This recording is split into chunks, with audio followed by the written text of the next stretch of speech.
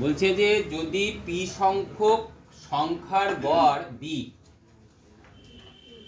এটার মানে কি?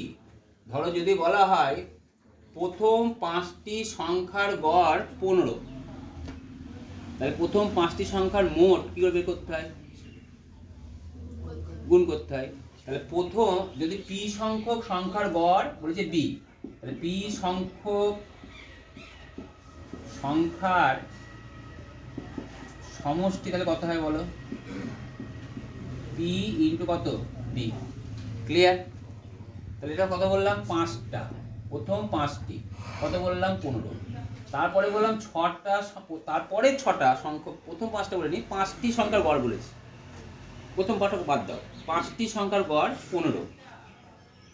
আবার তার সঙ্গে 1 যোগ করে 6টা পেয়েছি, 6টি সংখ্যার গড় পেয়ে বললাম 17 বলতে পারি। তাহলে সেক্ষেত্রে পি প্লাস কিউ সংখ্যক সংখ্যার সমষ্টি কত হবে বলো? এ ইন্টু প্লাস কিউ। বুঝে গেল? তাহলে 6 নম্বর যে সংখ্যাটা আমি পেয়েছিলাম সেটা কত? এটা গুণ করলে কত হয়? 6 কে 42, 6 কে 6 10 আর 75, বিয়োগ করলে কত হয়? 27।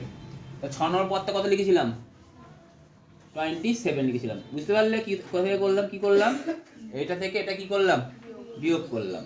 তাহলে এখানে কিউ তম পদটা কত? এখানে বলেছে তবে কিউ সংখ্যক সংখ্যার গড় কত হবে? তাহলে কিউ সংখ্যক সংখ্যার গড়, আগে গড় কি আগে মোট বের করি। কি করতে হবে? এটা থেকে এটা কি করতে হবে? মাইনাস করতে হবে। তো A into P plus Q minus কত? পিবি বাই কত? কিউ।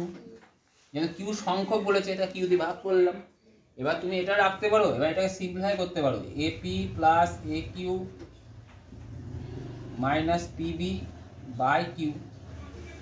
তাহলে এবার এরকম করে রেখে দিতে পারো।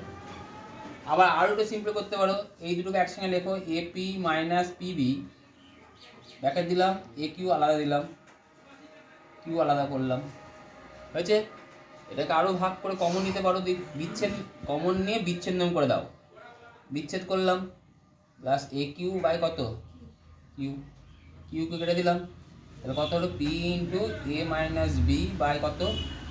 কিউ প্লাস কত? এ। বুঝতে পারলে? এইভাবে করা যাবে।